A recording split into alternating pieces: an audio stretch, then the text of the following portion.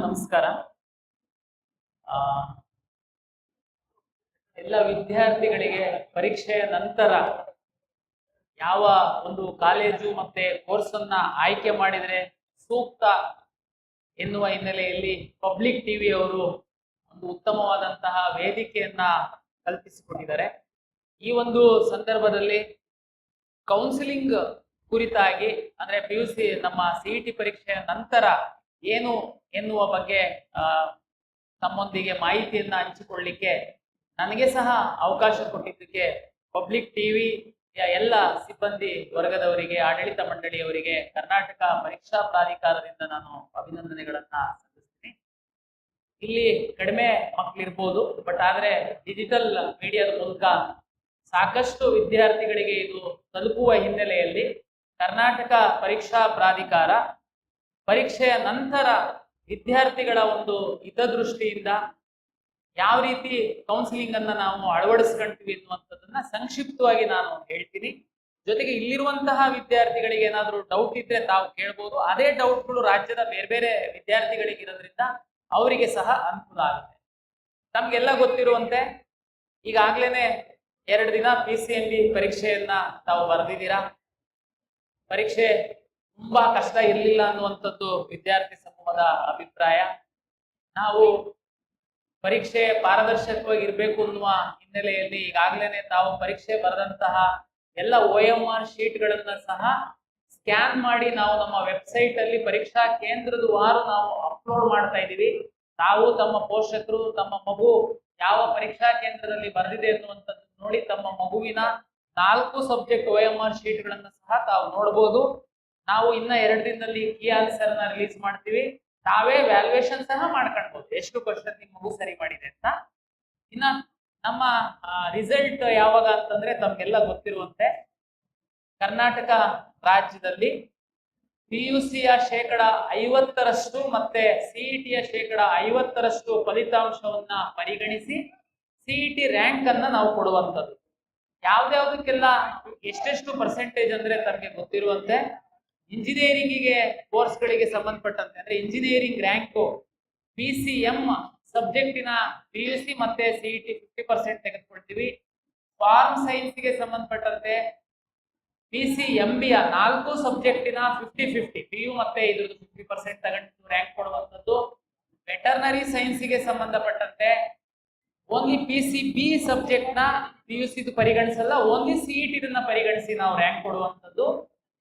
ಅದೇ ರೀತಿ form D ಮತ್ತೆ ಡಿ ಫಾರ್ಮಾ ನರ್ಸಿಂಗು ಇದಕ್ಕೆ CET ನಾವು ತೆಗೆದುಕೊಂಡು ರ್ಯಾಂಕ್ ಕೊಡುವಂಥದ್ದು. ಅದು ವಿವರವಾಗಿ ನಾವು ನಮ್ಮ ಬ್ರೋಷರ್ ಅಲ್ಲಿ ಹಾಕಿದ್ವಿ, ನೋಡ್ಬೋದು. ರಿಸಲ್ಟ್ ಕೊಟ್ಟಾದ ನಂತರ ಏನಪ್ಪ ಮಾಡ್ತೀವಿ ಅಂದ್ರೆ ಕೌನ್ಸಿಲಿಂಗ್. ನಮ್ಗೆಲ್ಲ ಗೊತ್ತಿದೆ ಬೇರೆ ಬೇರೆ ಇಲಾಖೆಗಳಿಂದ ಅಂದ್ರೆ ಫಾರ್ಮ್ ಸೈನ್ಸ್ ಅಂದ್ರೆ ಅಗ್ರಿಕಲ್ಚರ್ ಯೂನಿವರ್ಸಿಟಿ, ವೆಟರ್ನರಿ ಸೀಟ್ಸ್ ಅಂದ್ರೆ ವೆಟರ್ನರಿ ಯೂನಿವರ್ಸಿಟಿ, ಇಂಜಿನಿಯರಿಂಗ್ ಅಂತಂದ್ರೆ ಉನ್ನತ ಶಿಕ್ಷಣ ಇಲಾಖೆಯಿಂದ ನಮಗೆ ಸೀಟ್ ಮ್ಯಾಟ್ರಿಕ್ಸ್ ಅಂತೇಳಿ ಕೊಡ್ತಾರೆ. ಅದ್ರ ಮೇಲೆ ಕೌನ್ಸಿಲಿಂಗ್ ಶುರು ಮಾಡುವಂಥದ್ದು. ಅದಕ್ಕಿಂತ ಮೊದಲು ಈ ವಿದ್ಯಾರ್ಥಿಗಳಿಗೆ ಒಂದು ನಾನು ಮಾಹಿತಿ ಹೇಳುವಂತಂದ್ರೆ ನೀವು ಅರ್ಜಿಯನ್ನ ಸಲ್ಲಿಸುವಂತಹ ಸಂದರ್ಭದಲ್ಲಿ ತಾವು ತಮ್ಮ ಎಲ್ಲ ವಿವರವನ್ನ ಕೊಟ್ಟಿದ್ದೀರಾ. ಅದರಲ್ಲಿ ವಿಶೇಷವಾಗಿ ತಮ್ಗೆ ಗೊತ್ತಿರುವಂತೆ ಮೀಸಲಾತಿಯನ್ನ ಆಧರಿಸಿ ನಾವು ಸೀಟನ್ನು ಹಂಚಿಕೆ ಮಾಡೋದ್ರಿಂದ ತಾವು 371J ಇನ್ನ ಕ್ಯಾಸ್ಟ್ ಇತ್ತು ಅಂತಂದ್ರೆ SC ST 3A 3B ಇದೆಲ್ಲದನ್ನು ತಾವು 2A 2B ಎಲ್ಲ ಹಾಕಿರ್ತೀರಾ. ಕೆಲವ್ರೇನಾದ್ರೂ ಹಾಕಿಲ್ಲ, ಮುಗ್ದೋಯ್ತ ಟೈಮು ಅಂತಂದ್ರೆ ಕೆಲವು ನಮ್ಮ ರಾಜ್ಯದಲ್ಲಿ ರಿಲಿಜಿಯಸ್ ಮೈನಾರಿಟಿ ಇನ್ಸ್ಟಿಟ್ಯೂಷನ್ಸ್ ಇದೆ, ಲಿಂಗ್ವಿಸ್ಟಿಕ್ ಮೈನಾರಿಟಿ ಇನ್ಸ್ಟಿಟ್ಯೂಷನ್ಸ್ ಇದೆ ಮೆಡಿಕಲ್ಗೆ ಸಂಬಂಧಪಟ್ಟಂತೆ.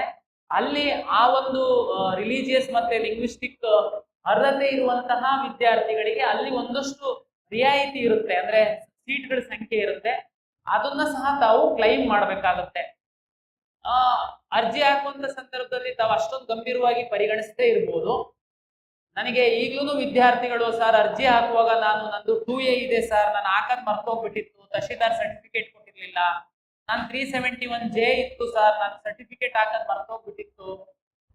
ಅಂತಹ ವಿದ್ಯಾರ್ಥಿಗಳಿಗೋಸ್ಕರ ಆಮೇಲೆ ಯಾರಾದ್ರೂ ಸ್ಪೋರ್ಟ್ಸ್ ನೀವು ಆಡಿರ್ತೀರಾ, ರಾಷ್ಟ್ರನ ಪ್ರತಿನಿಧಿಸಿರ್ತೀರಾ, ಎಕ್ಸಾಮ್ ಟೈಮಲ್ಲಿ ನೀವು ಮರ್ತೋಗಿರ್ಬೋದು.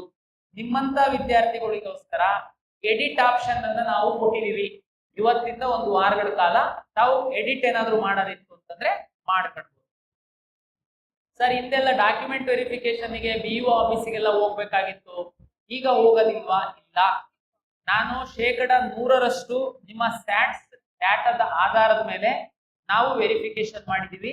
ಕನ್ನಡ ಮೀಡಿಯಂ ಮತ್ತೆ ರೂರಲ್ ಮೀಸಲಾತಿ ಕ್ಲೈಮ್ ಮಾಡಿದಂತಹ ವಿದ್ಯಾರ್ಥಿಗಳಿಗೆ ಆನ್ಲೈನ್ ಸರ್ವಿಸಸ್ ಇಲ್ಲದ ಹಿನ್ನೆಲೆಯಲ್ಲಿ ತಾವು ಕಾಲೇಜಲ್ಲಿ ಓದ್ತಾ ಇದ್ರೆ ಅದೇ ಕಾಲೇಜಿನ ಪ್ರಿನ್ಸಿಪಾಲಿಗೆ ಲಾಗಿನ್ ಕೊಟ್ಟು ನಾವು ವೆರಿಫೈ ಮಾಡಿದೀವಿ.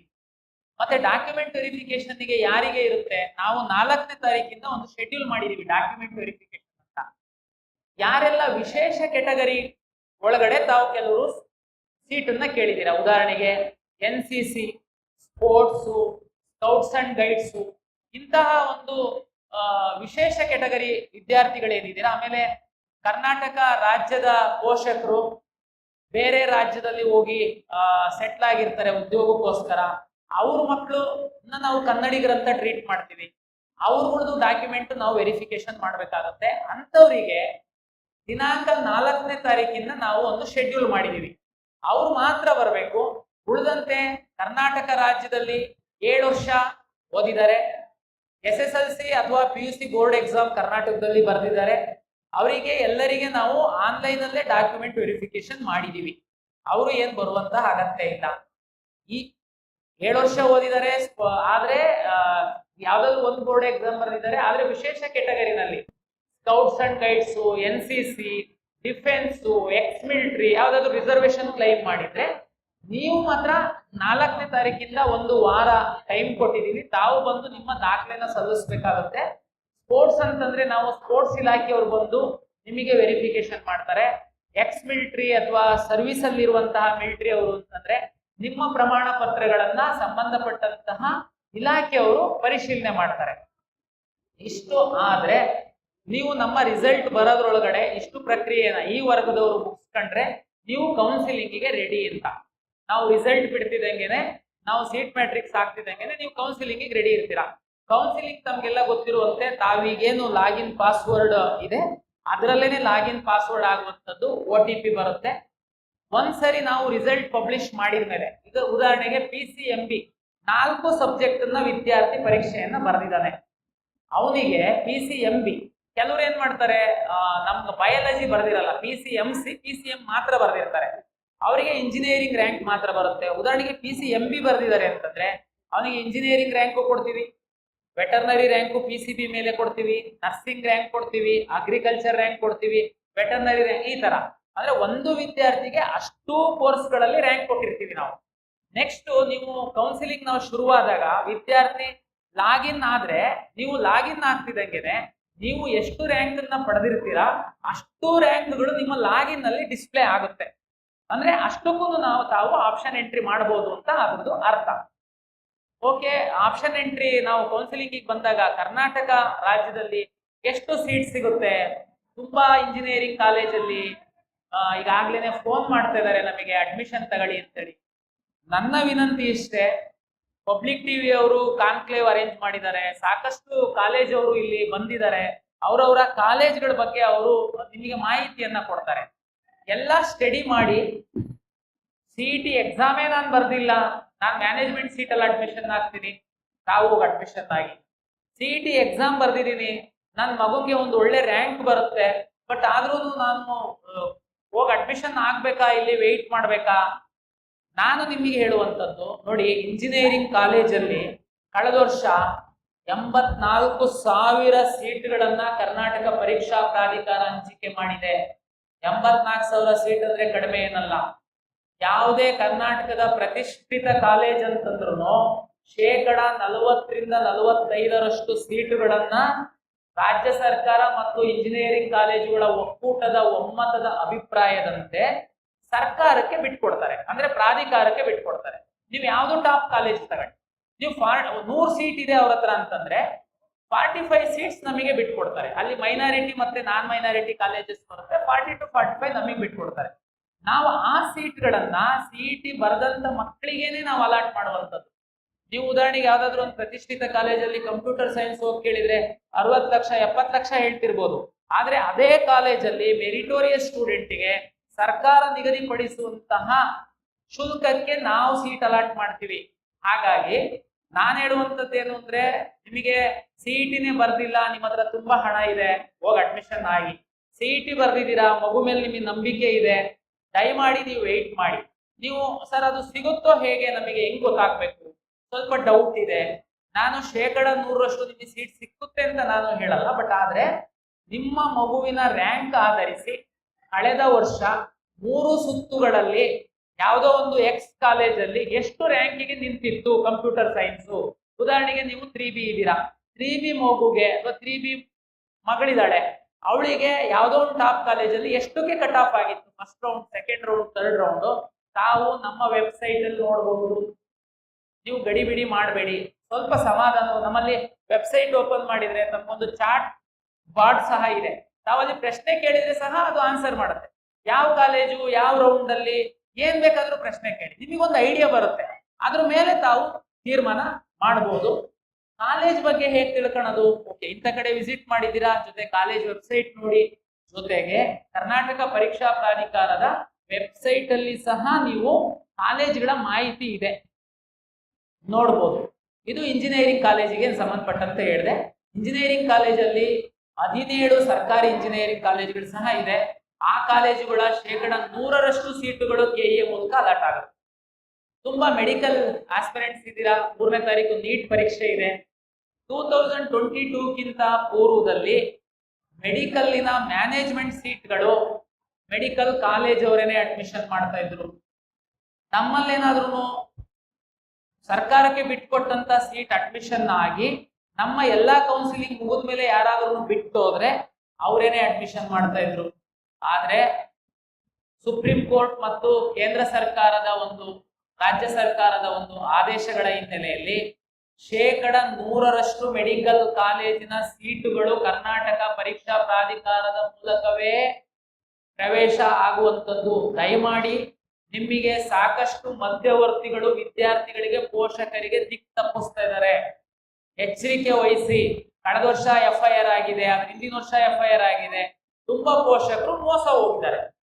ಸರ್ ಇಲ್ಲ ಸರ್, ನಮ್ಮ ಪರಿಚಯದವ್ರು ಹೇಳಿದ್ದಾರೆ, ಅದು ಕೆಇ ಅವರು ಮಾಡೋದು ಸರ್ಕಾರಿ ಸೀಟು, ಮ್ಯಾನೇಜ್ಮೆಂಟ್ ಸೀಟ್ ಅಂತ ಇರುತ್ತೆ, ಅದನ್ನ ನಾನು ನೇರ ಅಡ್ಮಿಷನ್. ನೀವು ಸೀಟ್ ಶೇರಿಂಗ್ ಹೇಗಿದೆ ಅಂತಂದ್ರೆ, ಸರ್ಕಾರಿ ಮೆಡಿಕಲ್ ಕಾಲೇಜುಗಳಲ್ಲಿ 85% ಸೀಟ್ಗಳು ಕೆಇಎ ಮೂಲಕ ಅಲಾಟ್ ಆಗುತ್ತೆ, 15% ಸೀಟ್ಗಳು ಸೆಂಟ್ರಲ್ ಗವರ್ಮೆಂಟ್ MCC ಮೂಲಕ ಅಲಾಟ್ ಆಗುತ್ತೆ. ಕೌನ್ಸಿಲಿಂಗ್ ಮೂಲಕ ನಿಮ್ಮ ನೀಟ್ ರ್ಯಾಂಕ್ ಆಧರಿಸಿ ಆಗುವಂಥದ್ದು. ಕರ್ನಾಟಕ ಪರೀಕ್ಷಾ ಪ್ರಾಧಿಕಾರದಲ್ಲಿ ಸರ್ಕಾರಿ ಮೆಡಿಕಲ್ ಕಾಲೇಜುಗಳ 85% ಸೀಟ್ ಜೊತೆಗೆ ಖಾಸಗಿ ಮೆಡಿಕಲ್ ಕಾಲೇಜುಗಳ 100% ನಮ್ಮ ಮೂಲಕನೇ ಅಲಾಟ್ ಆಗುತ್ತೆ. ಅದರಲ್ಲಿ ಎಗೈನ್ ನಿಮಗೆ 40% 45% ಅಷ್ಟು ಸೀಟು ಅವರು ಸರ್ಕಾರಕ್ಕೆ ಬಿಟ್ಕೊಡ್ತಾರೆ. ಸರ್ಕಾರಕ್ಕೆ ಬಿಟ್ಕೊಟ್ಟಂತಹ ಸೀಟಿಗೆ ಸರ್ಕಾರ ಫೀಸ್ ನಿಗದಿಪಡಿಸುತ್ತೆ. ಅದಕ್ಕೆ ಮೀಸಲಾತಿ ಅನ್ವಯಿಸಿ ನೀಟ್ ರ್ಯಾಂಕ್ ಆಧರಿಸಿ ನಾವು ಸೀಟ್ ಹಂಚಿಕೆ ಮಾಡ್ತೀವಿ. ಉಳಿದಂತೆ 40% ಸೀಟ್ ಏನ್ ಬರುತ್ತೆ, ಆ 40% ಸೀಟ್ ಅಲ್ಲಿ ಹೈಯರ್ ಫೀಸ್ ಅಂತೇಳಿ, ಕಳೆದ ವರ್ಷ 12 ಲಕ್ಷ ಪ್ಲಸ್ ಸೀಟ್ ಇತ್ತು, ಹೈಯರ್ ಫೀಸ್ ಅಂತೇಳಿ ಅದನ್ನ ಸಹ ಸರ್ಕಾರ ಮತ್ತೆ ಮೆಡಿಕಲ್ ಕಾಲೇಜ್ ಅಸೋಸಿಯೇಷನ್ ಅವರು ಒಮ್ಮತದಿಂದ ನಿಗದಿಪಡಿಸ್ತಾರೆ. ಅದಕ್ಕೆ ಸಹ ಕೆಇಎ ಮೂಲಕನೇ ಸೀಟ್ ಅಲಾಟ್ ಆಗುತ್ತೆ ನಿಮ್ಮ ನೀಟ್ ರ್ಯಾಂಕ್ ಆಧರಿಸಿ. ಉಳಿಯುವಂತಹ 20% ಸೀಟ್ ಏನಿದೆ, 15% ಮೆಡಿಕಲ್ ಸೀಟ್ಗಳು NRI ವಿದ್ಯಾರ್ಥಿಗಳಿಗೆ ಅಂತ ಇಡ್ತಾರೆ, 5% ಸೀಟು ಮ್ಯಾನೇಜ್ಮೆಂಟ್ ಸೀಟ್ ಅಂತ ಇಡ್ತಾರೆ. ಅದಕ್ಕೆ ಫೀಸ್ ಅಷ್ಟೇನೆ ಕಾಲೇಜ್ ಅವರು ಫಿಕ್ಸ್ ಮಾಡಬಹುದು, ಸೀಟ್ ಮಾತ್ರ ಕೆಇಎ ಮೂಲಕನೇ ಅಲಾಟ್ ಆಗುತ್ತೆ. ದಯಮಾಡಿ ಅರ್ಥ ಮಾಡ್ಕೊಳ್ಳಿ. ನಿಮ್ಗೆ ಇಲ್ಲೇನೆ ಮೆಡಿಕಲ್ ಸ್ಟೂಡೆಂಟ್ಸ್ ಪೋಷಕರಿಗೆ ಮಧ್ಯವರ್ತಿಗಳು ಮೋಸ ಮಾಡ್ತಾರೆ. ಯಾರಾದ್ರೂ ನೇರವಾಗಿ ಕಾಲೇಜಿಗೆ ಹೋಗಿ ತಾವು ಕೇಳಿದ್ರೆ ಅವ್ರು ಹೇಳ್ತಾರೆ, ನೋಡ್ರಪ್ಪ ನಮ್ದೇನಿಲ್ಲ, ಈಗ ಎಲ್ಲ ಕೆಇಎ ತಗೊಂಡಿದೆ, ತಾವು ದಯಮಾಡಿ ಕೆಇಎಗೆ ಅಪ್ರೋಚ್ ಆಗಿ. ಆದ್ರೆ ಯಾರಾದ್ರೂ ಮಧ್ಯವರ್ತಿಗಳಿಗೆ ಹೋಗಿ ಕೇಳಿದ್ರೆ, ನನಗೆ ಎಲ್ಲ ಸೆಟ್ಟಿಂಗ್ಸ್ ಇದೆ, ಕಾಲೇಜವ್ರು ನಮಗೆ ಪರಿಚಯ ಇದ್ದಾರೆ, ಇಷ್ಟು ದುಡ್ಡು ಕೊಟ್ಬಿಡಿ ನಾನು ಮಾಡಿಸ್ತೀನಿ. ಆಗಲ್ಲ. ಉದಾಹರಣೆಗೆ ನಿಮ್ಮ ಹತ್ರ ಸಾಕಷ್ಟು ದುಡ್ಡಿದೆ, ನನಗೆ ಕೆಇಎ ಮುಖಾಂತರನೇ ನಾನು ಬರ್ತೀನಿ, ನಾನು ಹೋಗಿ ಕಾಲೇಜಿಗೆ ಮಾತಾಡ್ಕೊಂಡು ಬಂದಿದ್ದೀನಿ, ನೀನು ಜಸ್ಟ್ ಕೆಇಎಗೆ ಅರ್ಜಿ ಹಾಕು, ನಾನು ನಿಮಗೆ ಸೀಟ್ ಕೊಡ್ತೀನಿ ಅಂತ ಕಾಲೇಜ್ ಅವ್ರು ಹೇಳಿದ್ದಾರೆ. ನಂಬೇಡಿ, ಹೇಳ್ತೀನಿ ಹೇಗೆ ಅಂತ. ಉದಾಹರಣೆಗೆ ನಿಮ್ಮ ಕಾಲೇಜ್ ಒಂದು ಆತ್ಮೀಯತೆ ಇದೆ ಅಂತ ನೀವು ಮ್ಯಾನೇಜ್ಮೆಂಟ್ ಸೀಟ್ ಅನ್ನ ತಾವು ಮಾತಾಡಿಕೊಂಡು ಬಂದಿದ್ದೀರಾ, ನೀವು ಆ ಕಾಲೇಜಿನ ಆಪ್ಷನ್ ಎಂಟ್ರಿ ಮಾಡ್ತೀರಾ. ನಿಮ್ಮ ಮಗುದು 10 ಲಕ್ಷ ರ್ಯಾಂಕ್ ಇದೆ, ಆ ಕಾಲೇಜಲ್ಲಿ 2 ಮ್ಯಾನೇಜ್ಮೆಂಟ್ ಸೀಟ್ ಇದೆ. ಒಂದ್ ವೇಳೆ 6 ಲಕ್ಷ 7 ಲಕ್ಷ ರ್ಯಾಂಕ್ ಇರುವಂತಹ ನೀಟ್ ರ್ಯಾಂಕ್ ಇರುವಂತಹ ವಿದ್ಯಾರ್ಥಿ ಅದೇ ಕಾಲೇಜಿನ ಮ್ಯಾನೇಜ್ಮೆಂಟ್ ಸೀಟ್ ಹಾಕಿದ್ರೆ ನಿಮ್ಮ ಮಗುಗೆ ಸಿಗಲ್ಲ, 6 ಲಕ್ಷ 7 ಲಕ್ಷ ಇರೋ ಮಗುಗೆನೆ ಸಿಗುವಂಥದ್ದು. ಇಲ್ಲಿ ಯಾವುದು ಸಹ ಬ್ಯಾಕ್ ಡೋರ್ ಎಂಟ್ರಿ ಮೆಡಿಕಲ್ ಅಲ್ಲಿ ಇಲ್ಲ. 100% ಪಾರದರ್ಶಕವಾಗಿ ಆನ್ಲೈನ್ ಮೂಲಕ ಆಗುತ್ತೆ. ಎಂಟೈರು ನೀವು ನೋಡ್ಬೋದು. ಆಮೇಲೆ ಸರ್ ಇದು ಹೇಗೆ ಗೊತ್ತಾಗುತ್ತೆ, ಲಾಸ್ಟ್ ಇಯರ್ ಎಷ್ಟು ಸೇಮ್ ನಾನು ಇಂಜಿನಿಯರಿಂಗ್ ಹೇಳಿದಂಗೆ ನಮ್ಮ ವೆಬ್ಸೈಟ್ ಅಲ್ಲಿ ಇಡೀ ಕಾಲೇಜ್ ವಾರು ಲಿಸ್ಟನ್ನೇ ಹಾಕಿದೀವಿ ನಾವು. ವಿದ್ಯಾರ್ಥಿ ರಿಜಿಸ್ಟರ್ ನಂಬರು, ವಿದ್ಯಾರ್ಥಿ ನೇಮು, ಅವನು ಏನು ನೀಟ್ ರ್ಯಾಂಕ್ ಇತ್ತು, ಯಾವ ಸೀಟ್ ಅವನಿಗೆ ಸಿಕ್ಕಿದೆ ಅಂತ ಹಾಕಿ. ಹಾಗಾಗಿ ನೀವು ಅತ್ಯಂತ ಪಾರದರ್ಶಕವಾಗಿದೆ. ನಿಮ್ಮ ಮಗು ಸಿಇಟಿ ರ್ಯಾಂಕ್ ಎಕ್ಸಾಮ್ ಬರೆದಿತ್ತು ಅಂತಂದ್ರೆ ಸಿಇಟಿ ರ್ಯಾಂಕ್ ಆಧರಿಸಿ engineering, pharma D pharma, B pharma, ಕೃಷಿ ವಿಜ್ಞಾನಗಳೇನ್ ಬರುತ್ತೆ, agriculture, sericulture, veterinary science, nursing seat allot ಆದ್ರೆ ನೀಟ್ ರ್ಯಾಂಕ್ ಆಧರಿಸಿ AYUSH, dental, medical seat allot ಆಗುತ್ತೆ. ಆಯುಷ್, ಡೆಂಟಲ್, ಮೆಡಿಕಲ್ ಅಲ್ಲಿ ನೀಟ್ ರ್ಯಾಂಕ್ ಆಧರಿಸಿ 100% ಸೀಟುಗಳನ್ನ ಕರ್ನಾಟಕ ಪರೀಕ್ಷಾ ಪ್ರಾಧಿಕಾರವೇ ಅಲಾಟ್ ಮಾಡುತ್ತೆ. ಫೀಸ್ ಫಿಕ್ಸ್ ಮಾಡುವಂತದ್ದು ಮಾತ್ರ ಮ್ಯಾನೇಜ್ಮೆಂಟ್ ಮತ್ತೆ NRI ಗೆ ಸಂಬಂಧಪಟ್ಟಂತಹ ಫೀಸ್ ಎಷ್ಟು ಬೇಕಾದ್ರೂ, ಹೈಯೆಸ್ಟ್ ಅಂದ್ರೆ 45 ಲಕ್ಷದ ಒಳಗಡೆ ಎಷ್ಟು ಬೇಕಾದ್ರೂ ಕಾಲೇಜವರು ಫಿಕ್ಸ್ ಮಾಡಬಹುದು. ನಾವು ನಮ್ಮ ವೆಬ್ಸೈಟ್ ಅಲ್ಲಿ ಪಬ್ಲಿಷ್ ಮಾಡ್ತೀವಿ. ಉಳಿದಂತಹ 80% ಸೀಟ್ಗಳಿಗೆ ಒಂದು ಒಮ್ಮತದ ಅಭಿಪ್ರಾಯದಿಂದ ಸರ್ಕಾರ ಮತ್ತು ಅಸೋಸಿಯೇಷನ್ ಫಿಕ್ಸ್ ಮಾಡ್ತಾರೆ.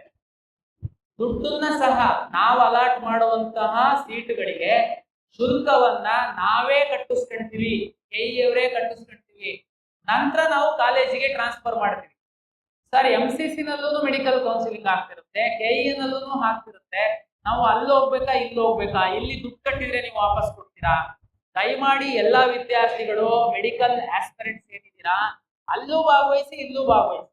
ಕರ್ನಾಟಕ ರಾಜ್ಯದ 15% ಸರ್ಕಾರಿ ಮೆಡಿಕಲ್ ಕಾಲೇಜಿನ ಸೀಟ್ಗಳು MCC ಅವರು ಅಲಾಟ್ ಮಾಡ್ತಾರೆ ಮೆರಿಟ್ ಮೇಲೆ. ನೀವು ಅಲ್ಲೂ ಭಾಗವಹಿಸಿ. ಅವ್ರದ್ದು ರಿಸಲ್ಟ್ ಬಂದ ನಂತರನೇ KE ಅವರು ರಿಸಲ್ಟ್ ಬಿಡುವಂಥದ್ದು. ಒಂದ್ ವೇಳೆ ಅಲ್ಲಿ ಸಿಕ್ಕಿತ್ತು ಅಂತಂದ್ರೆ ತಾವು ಹೋಗ್ಬೋದು. ಸರ್ ಅಲ್ಲಿ ಸಿಕ್ಕಿದೆ, ಅದಕ್ಕಿಂತ ಒಳ್ಳೆ ಕಾಲೇಜು ಕರ್ನಾಟಕದಲ್ಲಿ ಸಿಕ್ಬೋದಾ ಅಂತ ನಾನು ವೆಯ್ಟ್ ಮಾಡ್ತೀನಿ, ನಿಮ್ ರಿಸಲ್ಟ್ ಬರತಂಕ. No problem. ಅವ್ರ ರಿಸಲ್ಟ್ ಬಂದಾದ್ಮೇಲೆ ನಾನ್ ನನ್ನ ರಿಸಲ್ಟ್ ಕೊಡ್ತೀನಿ, ಎಕ್ಸಿಟ್ ಆಗೋರಿಗೆ ಅವಕಾಶ ಕೊಡ್ತೀನಿ, ನಂತರ ನಾನು ರಿಸಲ್ಟ್. ನಾವು ಕಳೆದ ವರ್ಷನೂ ಅಷ್ಟೇನೆ ಕನ್ನಡದ ವಿದ್ಯಾರ್ಥಿಗಳಿಗೆ ಅನುಕೂಲ ಆಗುವಂತೆ, ಅಂದ್ರೆ ಎರಡು ಕಡೆ ನಮ್ಮವರಿಗೆ ಅವಕಾಶ ಸಿಗುವಂತೆ ಎಷ್ಟೆಲ್ಲ ಅನುಕೂಲ ಮಾಡಬೇಕು ಅಷ್ಟೆಲ್ಲ ಮಾಡಿದೀವಿ. ಬಟ್ ಥರ್ಡ್ ರೌಂಡ್ ಒಂದು ಕೋರ್ಟಿಗೆ ಸ್ವಲ್ಪ ಕೇಸ್ ಆಗಿತ್ತು, ಅದು ನಮ್ಮ ತಪ್ಪಿಂದ ಅಲ್ಲ. ಲಾಸ್ಟ್ ಮೂಮೆಂಟ್ ಅಲ್ಲಿ ಸೀಟು ಇನ್ಕ್ರೀಸ್ ಆಗಿದ್ರಿಂದ ಥರ್ಡ್ ರೌಂಡ್ ಮಾತ್ರ ನಮ್ದು ಸ್ವಲ್ಪ ಡಿಲೇ ಆಯಿತು. ಉಳಿದಂತೆ ಕರ್ನಾಟಕ ರಾಜ್ಯದ ವಿದ್ಯಾರ್ಥಿಗಳಿಗೆ ಎಷ್ಟು ಅನುಕೂಲ ಮಾಡಬೇಕು ಅಷ್ಟು ಅನುಕೂಲ ಮಾಡಿಕೊಡ್ತೀವಿ. ಕೌನ್ಸಿಲಿಂಗ್ ಅಂತಂದ್ರೆ ಬೇರೆದೆಲ್ಲ ಏನಾಗುತ್ತೆ, ನಿಮಗೆ ಒಂದೇ ಕೋರ್ಸ್, ಉದಾಹರಣೆಗೆ MCC ಅಂತಂದ್ರೆ ಮೆಡಿಕಲ್ ಮಾತ್ರ ಅವರು ಅಲಾಟ್ ಮಾಡ್ತಾರೆ, ನೀವು ಆಪ್ಷನ್ ಎಂಟ್ರಿ ಮಾಡ್ಬೇಕು. ನಮ್ದು ಏನ್ ಸಮಸ್ಯೆ ನಿಮಗೆ ಅಂತಂದ್ರೆ, ನೀವು ಲಾಗಿನ್ ಓಪನ್ ಮಾಡಿದ್ರೆ 240ಕ್ಕಿಂತ ಹೆಚ್ಚು ಇಂಜಿನಿಯರಿಂಗ್ ಕಾಲೇಜ್ ಬರುತ್ತೆ. ಒಂದು ಇಂಜಿನಿಯರಿಂಗ್ ಕಾಲೇಜಲ್ಲಿ 10 ಬ್ರಾಂಚ್ ಇದ್ರೆ 10 ಬ್ರಾಂಚ್ ಬರುತ್ತೆ. ಅದೇ ರೀತಿ ಮೆಡಿಕಲ್ ಕಾಲೇಜು, ಆಯುಷ್, ಡೆಂಟಲ್ ಎಲ್ಲ ಬರೋದ್ರಿಂದ ನೀವು ಎಲ್ಲದಕ್ಕೂ ಆಪ್ಷನ್ ಹೇಗೆ ತುಂಬಾ ಕ್ಲಾರಿಟಿ ಇರುತ್ತೆ. ಕೆಲವರಿಗೆ ಮೆಡಿಕಲ್ಲೇ ಮಾಡೋದು ನಾನು, ಓಕೆ ನಿಮ್ದು ತೊಂದರೆ ಇಲ್ಲ. ಕೆಲವ್ರದ್ದು ಏನಾಗುತ್ತೆ, ಮೆಡಿಕಲ್ಲಿ ಟ್ರೈ ಮಾಡ್ತೀನಿ, ಸಿಕ್ಕಿಲ್ಲ ಅಂದ್ರೆ ಡೆಂಟಲ್, ಅದು ಸಿಕ್ಕಿಲ್ಲ ಅಂದ್ರೆ ಆಯುಷ್, ಅದು ಸಿಕ್ಕಿಲ್ಲ ಅಂದ್ರೆ ಪ್ಲಾನ್ ಬಿ ಇಂಜಿನಿಯರಿಂಗ್. ನೀವೇನ್ ಮಾಡ್ಬೇಕಾಗುತ್ತೆ, ಆಪ್ಷನ್ಸ್ ಗಳನ್ನ ಜಾಸ್ತಿ ಎಂಟ್ರಿ ಮಾಡ್ಬೇಕಾಗುತ್ತೆ. ಸರ್ ಎಷ್ಟು ಬೇಕಾದ್ರೂ ಮಾಡ್ಬೋದಾ? ಎಷ್ಟು ಬೇಕಾದ್ರೂ ಮಾಡ್ಬೋದು. ಆಪ್ಷನ್ ನಾವು ಅಲಾಟ್ ಮಾಡುವಾಗ ನಿಮ್ಮ ರ್ಯಾಂಕು, ನಿಮ್ಮ ರಿಸರ್ವೇಶನ್, ನಿಮ್ಮ ಪ್ರಿಯಾರಿಟಿ, ನೀವು ಯಾವ್ದು ಫಸ್ಟ್ ಅಂತ ಹಾಕಿದ್ದೀರಾ ಅದ್ರ ಮೇಲೆ ನಾವು ಮಾಡ್ತೀವಿ. ಸರ್ ಒಂದ್ಸರಿ ಮಾಡ್ತಿದ್ದಂಗೆನೆ ಇದಾಗ್ಬಿಟ್ಟು ಏನ್ ಚಿಂತೆ ಮಾಡ್ಬಿಡಿ. ನಾವು ಆಪ್ಷನ್ ಎಂಟ್ರಿ ಓಪನ್ ಮಾಡಿದ್ಮೇಲೆ ಮಾಕ್ ರಿಸಲ್ಟ್ ಅಂತ ಬಿಡ್ತೀವಿ. ಅದಾದ್ಮೇಲೆ ನಿಮ್ಗೆ ಒಂದು ಐಡಿಯಾ ಬರುತ್ತೆ. ಮತ್ತೆ ನಾವು ನಿಮಗೆ ಮೇಲೆ ಕೆಳಗೆ ಮಾಡೋದಕ್ಕೆ, ಡಿಲೀಟ್ ಮಾಡೋದಕ್ಕೆ ಅವಕಾಶ ಕೊಡ್ತೀವಿ. ಅದಾದ್ಮೇಲೆ ನಾವು ರಿಸಲ್ಟ್ ಬಿಡ್ತೀವಿ. ಅಲ್ಲೂ ತಪ್ಪಾಗಿತ್ತು, ನೀವು ಸೆಕೆಂಡ್ ರೌಂಡಿಗೆ ಬರ್ಬೋದು ಅಪ್ಗ್ರೇಡೇಷನ್. ಹಾಗಾಗಿ ನಾನು ಮುಂದಿನ ದಿನಗಳಲ್ಲಿ ವಿದ್ಯಾರ್ಥಿಗಳಿಗೆ ಕೌನ್ಸಿಲಿಂಗ್ ಇದ್ದು ಹೆಚ್ಚಿನ ಮಾಹಿತಿ ಹೇಳ್ತೀನಿ. ಇಲ್ಲಿ ಎರಡೇ ವಿಷಯನ ನಾನು ಹೇಳೋದಕ್ಕೆ ಹೆಚ್ಚು ಇಷ್ಟಪಡುವಂಥದ್ದು, ಈ ಸಂದರ್ಭದಲ್ಲಿ ಪರೀಕ್ಷೆ ಆಗಿದೆ, ನೆಕ್ಸ್ಟ್ 20-25 ದಿವಸದೊಳಗಡೆ ರಿಸಲ್ಟ್ ಬರುತ್ತೆ. ನಮ್ಮ ರಿಸಲ್ಟ್ ಯಾವಾಗ ಕೊಡ್ಬೇಕಾಗುತ್ತೆ ನಾನು ಅಂತಂದ್ರೆ, PUCಯ 2ನೇ ಪರೀಕ್ಷೆಯ ಫಲಿತಾಂಶ ಬಂದ ನಂತರವೇ ನಾನು ಕೊಡ್ಬೇಕು. ಯಾಕೆಂದ್ರೆ ಬೆಸ್ಟ್ ಆಫ್ 2 PU ರಿಸಲ್ಟ್ ತಗೊಂಡು ನಾನು ನನ್ನ ರಿಸಲ್ಟ್ ಕೊಡ್ಬೇಕಾಗಿರೋದ್ರಿಂದ ಅವರ ರಿಸಲ್ಟಿಗೆ ನಾನು ಕಾಯ್ಬೇಕಾಗುತ್ತೆ. ಅವರ ರಿಸಲ್ಟ್ ಬಂದ ಒಂದು ವಾರದೊಳಗಡೆ ನಾನು ರಿಸಲ್ಟ್ ಕೊಡ್ತೀನಿ. ಅದ್ರೊಳಗಡೆ ನಿಮಗೆ ಒಂದು 20-25 ದಿವಸ ಸಮಯ ಇದೆ. ವಿದ್ಯಾರ್ಥಿಗಳು ನಮ್ಮ ವೆಬ್ಸೈಟ್ ಅಲ್ಲಿ ಹೋಗಿ ಕಳೆದ ವರ್ಷದ ಕಾಲೇಜು ವಾರು, ಕೋರ್ಸ್ ವಾರು ರ್ಯಾಂಕ್ಗಳನ್ನ ತಾವು ಸ್ಟಡಿ ಮಾಡಿ, ಜೊತೆಗೆ ನೀವು ಏನು ಅರ್ಜಿ ಹಾಕಿದ್ದೀರಾ ಅರ್ಜಿಯನ್ನ ಒಮ್ಮೆ ಪರಿಶೀಲನೆ ಮಾಡಿಕೊಳ್ಳಿ. ನೀವು ಎಲ್ಲಾ ಮೀಸಲಾತಿ ಹಾಕಿದ್ದೀರಾ, ಎಲ್ಲದೂ ಕರೆಕ್ಟ್ ಇದೆಯಾ ಅದನ್ನ ಒಂದ್ಸರಿ ನೋಡ್ಕೊಳ್ಳಿ. ವಿಶೇಷ ಕೆಟಗರಿಯ ವಿದ್ಯಾರ್ಥಿಗಳು ದಾಖಲೆ ಪರಿಶೀಲನೆಗೆ 4ನೇ ತಾರೀಕಿಂದ ಇಟ್ಕೊಂಡಿದೀವಿ. ನಾವು ಬನ್ನಿ ದಾಖಲೆ ಪರಿಶೀಲನೆ ಮಾಡ್ಕೊಳ್ಳಿ. ಮತ್ತೆ ಕಳೆದ ವರ್ಷ ನಾವು ಈ PWD ಪರ್ಸನ್ ವಿತ್ ಡಿಸೆಬಿಲಿಟಿ ವಿಶೇಷ ಚೇತನ ವರ್ಗದಲ್ಲಿ 26 ವಿದ್ಯಾರ್ಥಿಗಳು ನಮಗೆ ಮಧ್ಯವರ್ತಿಗಳ ಒಂದು ಸಹವಾಸ ಮಾಡಿ ಮೋಸ ಮಾಡ್ಲಿಕ್ಕೆ ಬಂದ್ರು. ಅವರೆಲ್ಲರ ಮೇಲೆ ನಾವು FIR ಹಾಕಿದ್ವಿ. ನೋಡಿ, ಮೋಸ ಮಾಡುವಂತದ್ದು ಇವತ್ತಿನ ಈ ಟೆಕ್ನಾಲಜಿ ಒಳಗಡೆ ಇಷ್ಟು ಸೋಷಿಯಲ್ ಮೀಡಿಯಾ ಸಾಧ್ಯ ಇಲ್ಲ. ಆ ಟೈಮಿಗೆ ನೀವೇನಾದ್ರೂ ಮಾಡಿದೀವಿ ಅಂತ ಖುಷಿ ಆಗ್ಬೋದು, ಆದ್ರೆ ಸಿಸ್ಟಮ್ ಒಳಗಡೆ ನೀವು ಮೋಸ ಮಾಡಿ ಬಂದ್ರೆ ಹೊರಗಡೆ ಅಷ್ಟೇ ಖುಷಿಯಾಗಿ ಹೋಗುವಂತದಕ್ಕೆ ಸಾಧ್ಯ ಇಲ್ಲ. ನೋಡಿ, ಕಳೆದ ವರ್ಷ ಆ ವಿದ್ಯಾರ್ಥಿಗಳು ಫೇಕ್ ಮೆಡಿಕಲ್ ಸರ್ಟಿಫಿಕೇಟ್ ತಗೊಂಡ್ರು. ಅಲ್ಲಿಗೆ ನಂದು ಮುಗ್ದೋಗ್ಬಿಡ್ತು, ನನಗೆ ಮೆಡಿಕಲ್ ಸೀಟ್ ಕನ್ಫರ್ಮ್ ಆಯ್ತು ಅಂತ ಅಂದ್ಕೊಂಡ್ರು. ಆದ್ರೆ ನಾವು KA ಇಂದ ಪ್ರತ್ಯೇಕವಾಗಿ ಮೆಡಿಕಲ್ ಚೆಕಪ್ ಮಾಡಿಸ್ತೀವಿ, ಕಾನ್ಸ್ಟಿಟ್ಯೂಟ್ ಮಾಡಿ. ಅದಕ್ಕೆ ಇಲ್ಲಿ ನಮ್ಮಲ್ಲಿ ಆಯುಕ್ತಾಲಯ ಇದೆ ವಿಶೇಷ ಚೇತನರಿಗೆ. ಅಲ್ಲಿ ಒಬ್ರು ಕಂಪ್ಲೇಂಟ್ ಕೊಡ್ತಾರೆ, ಏನಂತ ಅಂದ್ರೆ ಡಾಕ್ಟರ್ ಸರ್ಟಿಫೈ ಮಾಡಿದ ಮೇಲೆ ನನ್ನ ಮಗುನ ಮತ್ತೆ KE ಅವರು ಹರಾಸ್ಮೆಂಟ್ ಮಾಡ್ತಾ ಇದಾರೆ ವಿಶೇಷ ಚೇತನರಿಗೆ. ನಾವು ಅದಕ್ಕೆ ಕೇರ್ ಮಾಡಿಲ್ಲ. ನಮ್ಮ ನಿಯಮದಲ್ಲಿ ಬಹಳ ಸ್ಪಷ್ಟವಾಗಿತ್ತು. ನಾವು ಮೆಡಿಕಲ್ ಮಾಡಿಸಿದ್ದಕ್ಕೆ 26 ಮೆಡಿಕಲ್ ಸೀಟ್ ನಾನು ಸೇವ್ ಮಾಡಿ, ಇಲ್ಲಾಂದ್ರೆ ಫೇಕ್ ವಿಶೇಷ ಚೇತನರು 26 ಸೀಟ್ಗಳನ್ನ ತಗೊಂಡಿದ್ದೀನಿ. ಹಾಗಾಗಿ ಈ ಅನ್ಯ ಮಾರ್ಗದಲ್ಲಿ ಹೋಗೋದಕ್ಕೆ ಪ್ರಯತ್ನ ಪಡಬೇಡಿ. ಆಮೇಲೆ ಮೆಡಿಕಲ್ಗೆ ಸಂಬಂಧಪಟ್ಟಂತೆ ತುಂಬಾ ಪೇರೆಂಟ್ಸ್ ಮಕ್ಕಳಿಗೆ ಒಟ್ಟು ನಾನು ಮೆಡಿಕಲ್ ಮಾಡಿಸ್ಬೇಕು, ಎಷ್ಟಾದ್ರೂ ದುಡ್ಡು ಖರ್ಚಾಗ್ಲಿ, ಜಮೀನ್ ಮಾರ್ಲಿ, ಆತರ ಇಲ್ಲ. ಈಗ ನಿಮ್ಮ ಹತ್ರ ಎಷ್ಟು ದುಡ್ಡು ಇರ್ಬೋದು, ಎಷ್ಟು ಸಾಲ ಮಾಡ್ಲಿಕ್ಕೆ ರೆಡಿ ಇರ್ಬೋದು, ಅಂತಿದಂಗೆನೆ ಇವತ್ತು ಮೆಡಿಕಲ್ ಮಾಡ್ಸಕ್ ಆಗಲ್ಲ. ನಿಮ್ಮ ನೀಟ್ ರ್ಯಾಂಕ್ ಸಹ ಬೇಕು. ದಯಮಾಡಿ ಪೇರೆಂಟ್ಸು ಹಠಕ್ಕೆ ಬಿದ್ದು ಮೆಡಿಕಲ್ ಮಾಡಿಸ್ಲೇಬೇಕು ಅಂತ ನೀಟ್ ರ್ಯಾಂಕ್ ಇಲ್ಲ ಅಂತಂದ್ರು ಅನ್ಯ ಮಾರ್ಗದಲ್ಲಿ ಹೋಗುವಂತ ಪ್ರಯತ್ನ ಮಾಡಬೇಡಿ. ನೀವು ಸಕ್ಸೀಡ್ ಆಗೋದಕ್ಕೆ ಆಗಲ್ಲ. ಯಾಕೆ ಅಂತಂದ್ರೆ ನೀಟ್ ರ್ಯಾಂಕ್ ಮೆಡಿಕಲ್ ಸೀಟ್ ಅಲಾಟ್ಮೆಂಟ್ಗೆ ಅಷ್ಟೇ ಮುಖ್ಯವಾಗಿರುತ್ತೆ. ಹಾಗಾಗಿ ಎಲ್ಲ ವಿದ್ಯಾರ್ಥಿಗಳು ಮತ್ತು ಪೋಷಕರಿಗೆ ನಾನು ಹೇಳುವಂಥದ್ದು, ಕರ್ನಾಟಕ ಪರೀಕ್ಷಾ ಪ್ರಾಧಿಕಾರ ಅಧಿಕೃತವಾಗಿ ಟೈಮ್ ಟು ಟೈಮ್ ಕೌನ್ಸಿಲಿಂಗ್ ಬಗ್ಗೆ ನಮ್ಮ ವೆಬ್ಸೈಟ್ ಅಲ್ಲಿ ಮಾಹಿತಿಯನ್ನ ಪ್ರಚಾರ ಮಾಡ್ತೀವಿ. ದಯಮಾಡಿ ಅದನ್ನ ಸ್ವಲ್ಪ ಓದ ಅಭ್ಯಾಸ ಮಾಡ್ಕೊಳ್ಳಿ. ಕಳೆದ ವರ್ಷದ ಮತ್ತು ಅದಕ್ಕಿಂತ ಹಿಂದಿನ ವರ್ಷದ ಕಾಲೇಜು ವಾರು ಕಟ್ ಆಫ್ ಇದೆ, ದಯಮಾಡಿ ಸ್ಟಡಿ ಮಾಡಿ. ಕರ್ನಾಟಕ ಪರೀಕ್ಷಾ ಪ್ರಾಧಿಕಾರ ಟೈಮ್ ಟು ಟೈಮ್ ಕೌನ್ಸಿಲಿಂಗ್ ಸಂಬಂಧಪಟ್ಟಂತೆ ನಾವು ನಮ್ಮ ವಿಕಾಸನ ಯೂಟ್ಯೂಬ್ ಚಾನಲ್ ಅಲ್ಲಿ ಮಾಹಿತಿಯನ್ನ ಹಂಚ್ಕೊಳ್ತೀವಿ. ದಯಮಾಡಿ ಅದನ್ನ ನೋಡಿ. ಸಾಕಷ್ಟು ವಿದ್ಯಾರ್ಥಿಗಳು ಸಾಕಷ್ಟು ರಾಜ್ಯದಲ್ಲಿ ಮೆಂಟರ್ಸ್ ಇದ್ದಾರೆ, ಅವರು ತಮ್ಗೆ ಮೆಂಟಿಂಗ್ ಮಾಡ್ತಾರೆ. ತಾವು ಅವ್ರದ್ದು ವಿಡಿಯೋಗಳನ್ನ ಕೇಳಿ ಮಾಹಿತಿ ತಗೊಳ್ಳಿ. ಆದ್ರೆ ಅನ್ಯ ಮಾರ್ಗಗಳಿಂದ ನಿಮಗೆ ಸೀಟ್ ಕೊಡಿಸ್ತೀವಿ ಅಂತ ಮಾಡುವಂತಹ ಮೆಂಟರ್ ನಿಮಗೆ ಏನಾದ್ರು ಸಿಕ್ಕಿದ್ರೆ ದಯಮಾಡಿ ನಮ್ ಗಮನಕ್ಕೆ ತನ್ನಿ. ಇಲ್ಲ ಅಂತಂದ್ರೆ ಪೊಲೀಸ್ ಕಂಪ್ಲೇಂಟ್. ಯಾರು ನ್ಯಾಯಯುತವಾಗಿ ನಿಮ್ಗೆ ಮೆಂಟಿಂಗ್ ಮಾಡ್ತಾರೆ, ಗೈಡ್ ಮಾಡ್ತಾರೆ ಕೌನ್ಸಿಲಿಂಗ್ ಬಗ್ಗೆ, ಖಂಡಿತ ಕೇಳಿ, ನಮ್ದು ಆಕ್ಷೇಪ ಇಲ್ಲ. ಬಟ್ ಆದ್ರೆ ನನಗೆ ಕಾಂಟ್ಯಾಕ್ಟ್ ಇದೆ, ಪರಿಚಯ ಇದೆ, KE ಅಫಿಷಿಯಲ್ಸ್ ಪರಿಚಯ ಇದ್ದಾರೆ, ನಂಬಕ್ ಹೋಗ್ಬೇಡಿ. ನಮ್ಗೆ ಎಲ್ಲರೂ ಪರಿಚಯನೇ. ಆದ್ರೆ ನಾವು ಅಡ್ಡದಾರಿನಲ್ಲಿ ಯಾರಿಗೆ ಹೆಲ್ಪ್ ಮಾಡಲ್ಲ. ಪಾರದರ್ಶಕವಾಗಿ ನಾವು 100% ತಂತ್ರಾಂಶವನ್ನು ಅಳವಡಿಸ್ಕೊಂಡಿದೀವಿ. ನಿಮಗೆ ಯಾವುದು ಸಂದರ್ಭದಲ್ಲಿ, ನಾನು ಲಾಸ್ಟ್ ಇಯರ್ ಸಹ ಅಷ್ಟೇನೆ, ಈ ಪೇರೆಂಟ್ಸ್ಗೆ ಕೆಲವೊಮ್ಮೆ ಈ ಕೌನ್ಸಿಲಿಂಗ್ ಪ್ರೋಸೆಸ್ ಸ್ವಲ್ಪ ಅರ್ಥ ಆಗಲ್ಲ. ಅವಾಗ ಏನಾಗುತ್ತೆ, ಅವರು ಆಪ್ಷನ್ ಎಂಟ್ರಿನೇ ಮಾಡಿರ್ತಾ ಇರ್ಲಿಲ್ಲ, ಅವರು ತುಂಬಾ ಬಂದು ಗಲಾಟೆ ಮಾಡ್ತಾ ಇದ್ರು ನಮ್ಮ. ಅವಾಗ ಅವರಿಗೆ ನಾವೇನ್ ಬೇಜಾರಿಲ್ಲ, ಪಾಪ ಅವರಿಗೆ ಗೊತ್ತಿರಲ್ಲ. ನಾವು ಕೂರಿಸಿ ಆ ಮಗು ಆಪ್ಷನ್ ಎಂಟ್ರಿ ಮಾಡಿರೋದೆಲ್ಲ ತೆಗೆದು ತೋರಿಸಿದ್ರೆ ಅವರಿಗೆ ರಿಯಲೈಸ್ ಆಗುತ್ತೆ, ಓ ನಮ್ದೇನೆ ತಪ್ಪಾಗಿದೆ. ಅದಕ್ಕೇನೆ ಕೌನ್ಸಿಲಿಂಗ್ ಸಂದರ್ಭದಲ್ಲಿ ನಾನು ಸಾಕಷ್ಟು ವಿಡಿಯೋಗಳನ್ನ ನಾನು ಮಾಡಿ ನಿಮಗೆ ಕಳಿಸ್ಕೊಡ್ತೀನಿ. ಸಮಾಧಾನವಾಗಿ ಆಪ್ಷನ್ ಎಂಟ್ರಿ ಮಾಡಿ, ನಿಮಗೆ ನಿಮ್ಮ ರ್ಯಾಂಕಿಗೆ ತಕ್ಕಂತೆ ನಿಮಗೆ ಕಾಲೇಜ್ಗಳು ಸಿಗುತ್ತೆ. ತಕ್ಷಣ ಹೋಗಿ ಅಡ್ಮಿಷನ್ ಆಗುವಂತದ್ರ ಬಗ್ಗೆ ನಾನು ಹೇಳೋದು, ನಿಮ್ಮ ಮಕ್ಕಳ ಮೇಲೆ, ನಿಮ್ಮ ಮಗುವಿನ ರ್ಯಾಂಕ್ ಮೇಲೆ ತಮಗೆ ನಂಬಿಕೆ ಇದ್ರೆ, ಇಂಜಿನಿಯರಿಂಗಿಗೆ ಮಾತಾಡೋದಾದ್ರೆ 84,000 ಈ ವರ್ಷ ಇನ್ನೂ ಸ್ವಲ್ಪ ಜಾಸ್ತಿ ಆಗ್ಬೋದು. ಮೆಡಿಕಲ್ಗೆ, ಡೆಂಟಲ್ಗೆ, ಆಯುಷ್ಗೆ ಸಂಬಂಧಪಟ್ಟಂತೆ ಆದ್ರೆ 100% ಸೀಟ್ಗಳು ನಮ್ಮದು ಕಾಲಾಟ ಆಗೋದ್ರಿಂದ ನಾವು ಎಲ್ಲ ಕಾಲೇಜುಗಳ ಕೋರ್ಸ್ಗಳ ಸ್ಟಡಿ ಮಾಡಿ ನಮ್ಮ ಕೌನ್ಸಿಲಿಂಗ್ ಅಲ್ಲಿ ಭಾಗವಹಿಸಿ ನೀವು ಒಳ್ಳೆ ಸೀಟ್ ತಗೊಳ್ಳಿ ಅಂತ ನನ್ನ ಒಂದು ವಿನಂತಿ. ಬಹುತೇಕ ಈ ಹಂತದಲ್ಲಿ ಇಷ್ಟೇ ಮಾಹಿತಿ ಸಾಕು ಅಂತ ಅನ್ಸುತ್ತೆ. ಬಟ್ ಆದ್ರೆ ನಾನು ಹೇಳಿರೋದನ್ನ ಬಿಟ್ಟು ಕೆಲವೊಂದೇನಾದ್ರೂ ಅನುಮಾನಗಳಿದ್ರೆ ಪೇರೆಂಟ್ಸ್ ತಾವು ಕೇಳ್ಬೋದು. ತಾವು ಕೇಳುವಂತಹ ಪ್ರಶ್ನೆ ಬಹುತೇಕ ಟಿವಿ ಅವರು ಇದನ್ನ ಪ್ರಸಾರ ಮಾಡೋದ್ರಿಂದ ಡಿಜಿಟಲ್ ಮೀಡಿಯಾದಲ್ಲಿ ಬೇರೆ ಕಡೆ ಇರುವಂತಹ ಮಕ್ಕಳು ಪೋಷಕರಿಗೆ ಸಹ ಅನುಕೂಲ ಆಗುತ್ತೆ. ಧನ್ಯವಾದ. ಕಲ್ಯಾಣ ಕರ್ನಾಟಕ ಏನು 371J ಅಡಿಯಲ್ಲಿ ಸರ್ಕಾರ ಮೀಸಲಾತಿಯನ್ನು ನಿಗದಿಪಡಿಸಿದೆ. ಇಂಜಿನಿಯರಿಂಗ್, ಮೆಡಿಕಲ್, ಡೆಂಟಲ್, ಆಯುಷ್ ಎಲ್ಲದಕ್ಕೆ ಸಹ 371J ನಲ್ಲಿ ಸರ್ಕಾರ ಸೀಟ್ಗಳನ್ನು ನಿಗದಿಪಡಿಸುತ್ತೆ. ಹೇಗೆ ನಿಗದಿಪಡಿಸುತ್ತೆ? ನಮ್ಗೆಲ್ಲ ಗೊತ್ತಿದೆ, ಕಲ್ಯಾಣ ಕರ್ನಾಟಕದ ಜಿಲ್ಲೆಗಳಲ್ಲಿ ಒಂದಷ್ಟು ಇನ್ಸ್ಟಿಟ್ಯೂಷನ್ಸ್ ಇದೆ. ಆ ಜಿಲ್ಲೆ ಹೊರತುಪಡಿಸಿ ಒಂದಷ್ಟು ಇನ್ಸ್ಟಿಟ್ಯೂಷನ್ಸ್ ಇದೆ. ಈ ಎಲ್ಲ ಇನ್ಸ್ಟಿಟ್ಯೂಷನ್ಸ್ ಕಲ್ಯಾಣ ಕರ್ನಾಟಕದಲ್ಲಿರುವಂತಹ ಇನ್ಸ್ಟಿಟ್ಯೂಷನ್ಸ್ ಅಲ್ಲಿ ಹೆಚ್ಚಿನ ಒಂದು ಸೀಟ್ಗಳು ತಮ್ಮ ಮಕ್ಕಳಿಗೆ ನಿಗದಿ ಆಗಿವೆ.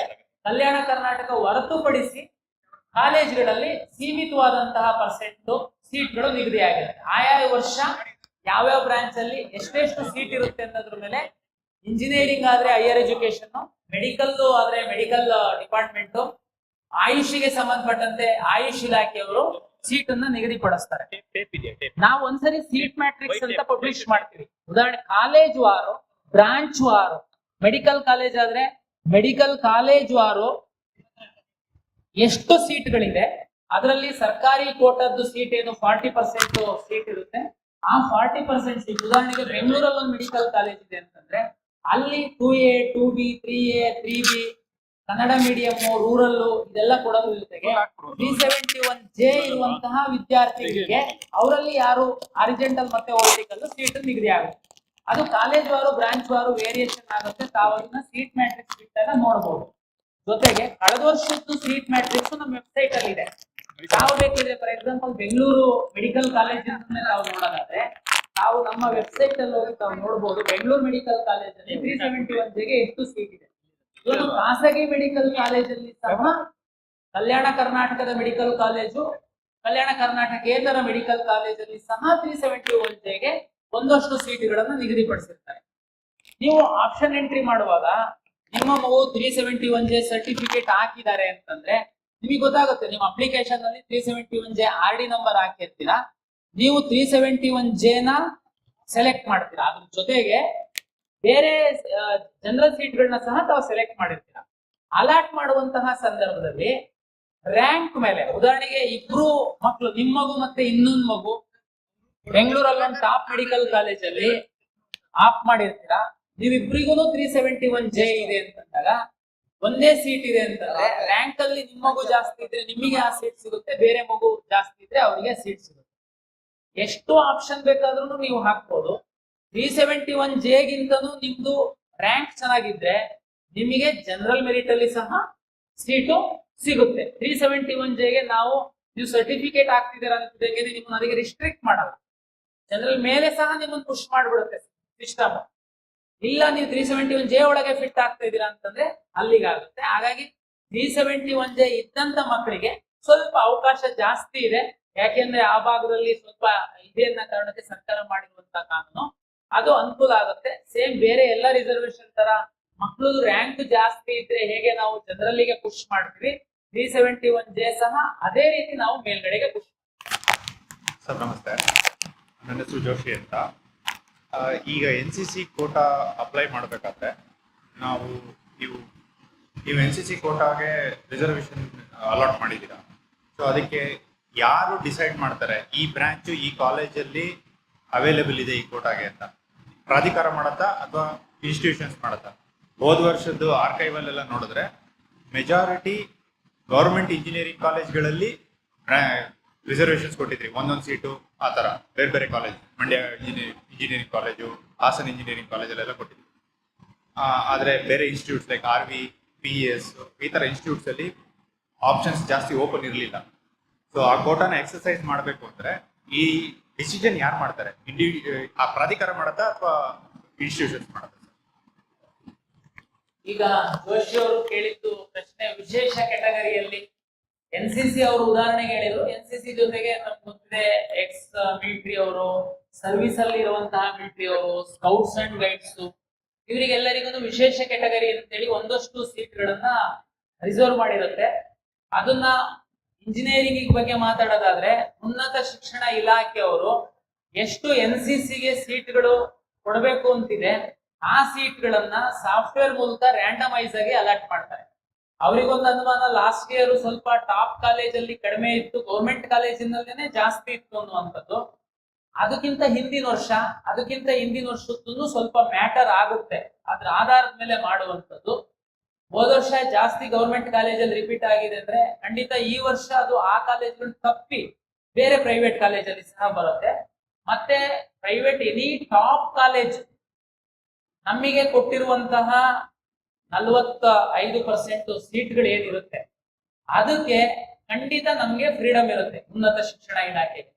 ಅವರು ಏನು ನಮ್ಗೆ ಕೇಳಲಿಕ್ಕೆ ಹೋಗಲ್ಲ, ನೀವು ಸರ್ NCCಗೆ ಯಾಕೆ ಕೊಟ್ರಿ ಸರ್ ನಮಗೆ, ಇಲ್ಲ 2Aಗೆ ಯಾಕೆ ಕೊಟ್ರಿ ಸರ್ ನಮಗೆ, ಆತರ ಏನ್ ಕೇಳಲ್ಲ. ಅದು ಉನ್ನತ ಶಿಕ್ಷಣ ಇಲಾಖೆಯವರು ಒಂದು ರ್ಯಾಂಡಮೈಸ್ ಮಾಡಿ ಹಾಕುವಂಥದ್ದು. ಹಾಗಾಗಿ ಈ ವರ್ಷದ್ದು ಅದು ಚೇಂಜ್ ಆಗಿನೇ ಬರುತ್ತೆ, ಹಾಗಾಗಿ ಬೇರೆ ಕಾಲೇಜುಗಳಲ್ಲೇನೆ ಅದು ಬರುತ್ತೆ. ನನ್ನ ಹೆಸರು ಶೇಖೋಡ ಪಾಟೀಲ್ ಅಂತ ಹೇಳಿ. ಈ ಅಗ್ರಿಕಲ್ಚರ್ ಕೋಟ ಸಂಬಂಧಪಟ್ಟಂಗ 10ನೇ ತಾರೀಕಿಗೆ ಅವಕಾಶ ಕೊಟ್ರಿ ಸರ್. ನಾವು ವ್ಯವಸಾಯ ಪ್ರಮಾಣಪತ್ರ ತಗೋಬೇಕು ಸಂಬಂಧಪಟ್ಟಂತ ಕಂದಾಯ ಇಲಾಖೆಯಿಂದ. ಅಲ್ಲಿ ಕಾರಣಾಂತರದ ಕಾಲ ವಿಳಂಬವಾಗಿ ವ್ಯವಸಾಯ ಪ್ರಮಾಣಪತ್ರ ಪಡೆಯುವಲ್ಲಿ ಕಾಲ ವಿಳಂಬ ಆಯ್ತದೆ. 21ನೇ ತಾರೀಕು ಕೊನೆಯ ದಿನಾಂಕ ಮಾಡಿರೋದ್ರಿಂದ ಕೆಲವೊಂದು ವಿದ್ಯಾರ್ಥಿ ಮಕ್ಕಳಿಗೆ ಬಹಳ ತೊಂದರೆ ಆಗಿದೆ ಆ ಸರ್ಟಿಫಿಕೇಟ್ ತಗೊಳಕ ಮತ್ತು ಅಪ್ಲೋಡ್ ಮಾಡ್ಲಿಕ್ಕೆ. ದಯವಿಟ್ಟು ತಾವು ಕೆಯಿಂದ ನಾವು ಪಡೆದಂತ ದಾಖಲಾತಿಗಳನ್ನ ನೇರವಾಗಿ ಸಂಬಂಧಪಟ್ಟಂತ ಇಲಾಖೆ ಅಧಿಕಾರಿಗಳಿಗೆ ತೋರಿಸಿ ಒಂದು ಎಕ್ಸಾಮ್ ಅಲ್ಲಿ ಅವಕಾಶ ಮಾಡೋಕ್ಕೂ ಸಾಧ್ಯ ಇದ್ರೆ ಅಂತ ತಾವು ಪರಿಶೀಲನೆ ಮಾಡ್ಬೇಕಂತ ನನ್ನ ವಿನಂತಿ. ಅರ್ಜಿ ಹಾಕುವಂತಹ ಸಂದರ್ಭದಲ್ಲಿ ತಮ್ಗೆಲ್ಲ ಗೊತ್ತು, ಕರ್ನಾಟಕದಲ್ಲಿ ಈ ಅಗ್ರಿಕಲ್ಚರ್ ಮತ್ತೆ ವೆಟರ್ನರಿ ಸೀಟ್ಗಳನ್ನ ಒಂದಷ್ಟು ಪರ್ಸೆಂಟ್ ರೈತರ ಮಕ್ಕಳಿಗೆ ರಿಸರ್ವ್ ಮಾಡಿರ್ತಾರೆ. ಅದಕ್ಕೆ ಪ್ರಾಕ್ಟಿಕಲ್ ಎಕ್ಸಾಮ್ ಅಂತ ಅಗ್ರಿಕಲ್ಚರ್ ಯೂನಿವರ್ಸಿಟಿ ಅವರು ಕಂಡಕ್ಟ್ ಮಾಡ್ತಾರೆ. ಪ್ರಾಕ್ಟಿಕಲ್ ಮಾರ್ಕ್ಸ್ ಆಧರಿಸಿ ಕೃಷಿಕರ ಮಕ್ಕಳಿಗೆ ರಿಸರ್ವ್ ಆಗಿರೋ ಸೀಟ್ಗಳನ್ನ ನಾವು ಅಲಾಟ್ ಮಾಡ್ತೀವಿ. ಯಾರು ಕೃಷಿಕರಿದ್ದಾರೆ ಅಂತನ್ನುವಂಥದ್ದನ್ನ ಅರ್ಜಿ ಸಲ್ಲಿಸುವಂತಹ ಸಂದರ್ಭದಲ್ಲಿ ಆ ವಿದ್ಯಾರ್ಥಿಗಳು ಕ್ಲೈಮ್ ಮಾಡಿರ್ಬೇಕಾಗಿತ್ತು. ನಂತರ ಅಗ್ರಿಕಲ್ಚರ್ ಯೂನಿವರ್ಸಿಟಿ ಅವರು ದಾಖಲೆಗಳನ್ನ ಅಪ್ಲೋಡ್ ಮಾಡಿ ಅಂತ ಹೇಳಿದ್ರು. ಅದನ್ನ ಅವ್ರು ಹೇಳ್ದಂಗೆ 21 ತನಕ ಅವರು ಅಪ್ಲೋಡ್ ಮಾಡೋದಕ್ಕೆ ಅವಕಾಶ ಕೊಟ್ಟಿದ್ರು. ಮತ್ತೆ 29ಕ್ಕೆ ಪ್ರಾಕ್ಟಿಕಲ್ ಎಕ್ಸಾಮ್ ನಡೀತಾ ಇದೆ. ನಾವು ಕರ್ನಾಟಕ ಪರೀಕ್ಷಾ ಪ್ರಾಧಿಕಾರದವರು ಅರ್ಜಿಯಲ್ಲಿ ಕ್ಲೈಮ್ ಮಾಡಿರೋ ದಾಖಲೆನ ಅವರಿಗೆ ಟೆಕ್ನಿಕಲ್ ಸಪೋರ್ಟ್ ಕೊಡ್ತಾ ಇದೀವಿ. ಪ್ರಾಕ್ಟಿಕಲ್ ಪರೀಕ್ಷೆ ನಡೆಸುವಂತದ್ದು ಅಗ್ರಿಕಲ್ಚರ್ ಯೂನಿವರ್ಸಿಟಿ ಅವರು. ತಾವ್ ಹೇಳ್ದಂಗೆ ಒಂದಷ್ಟು ಮಕ್ಕಳಿಗೆ ಡಾಕ್ಯುಮೆಂಟ್ ಅಪ್ಲೋಡ್ ಮಾಡೋದಕ್ಕೆ ಆಗಿಲ್ಲ, ಇನ್ನೊಂದಷ್ಟು ಮಕ್ಕಳು ಅರ್ಜಿ ಹಾಕುವಂತ ಸಂದರ್ಭದಲ್ಲಿ ಅಗ್ರಿಕಲ್ಚರ್ ಫಾರ್ಮರ್, ನಾನು ಕೃಷಿಕನ ಮಗ ಅನ್ನುವಂಥದ್ದೇ ಕ್ಲೈಮ್ ಮಾಡಿಲ್ಲ. ಈ ಎರಡು ಪ್ರಕರಣ ಇದೆ. ನಾನು ಪ್ರಾಧಿಕಾರದ ವತಿಯಿಂದ ಏನ್ ಮಾಡ್ಬೋದಾಗಿತ್ತು, ನಿನ್ನೆ ನಾನು ನಮ್ಮ ಅಪ್ಲಿಕೇಶನ್ ಅನ್ನ ಓಪನ್ ಮಾಡಿದ್ದೀನಿ ಎಡಿಟ್ ಮಾಡೋದಕ್ಕೆ. ಕೃಷಿ ಮಾತ್ರ ಅಲ್ಲ, ಏನೆಲ್ಲ ಮಿಸ್ಟೇಕ್ ಮಾಡಿದ್ರೆ ನೀವು ಮಕ್ಕಳೇ ಸರಿಪಡಿಸ್ಕೊಳ್ಳಿ ಅಂತ ನಾನು ಎಡಿಟ್ ಆಪ್ಷನ್ ಕೊಟ್ಟಿದ್ದೀನಿ. ಈಗ ಅದರಲ್ಲಿ ಯಾರಾದ್ರೂ ನಾನು ಕೃಷಿ ಅಂತಾನು ಮಾಡಿರ್ಬೋದು ನೀವು, ಆದ್ರೆ ದಾಖಲೆನ ಅಪ್ಲೋಡ್ ಮಾಡಿ ಪರಿಶೀಲನೆ ಮಾಡಿ ಎಕ್ಸಾಮ್ ಕೊಡ್ಬೇಕಾಗಿರುವಂತ ತೀರ್ಮಾನ ಮಾಡುವಂತವ್ರು ಅಗ್ರಿಕಲ್ಚರ್ ಯೂನಿವರ್ಸಿಟಿ.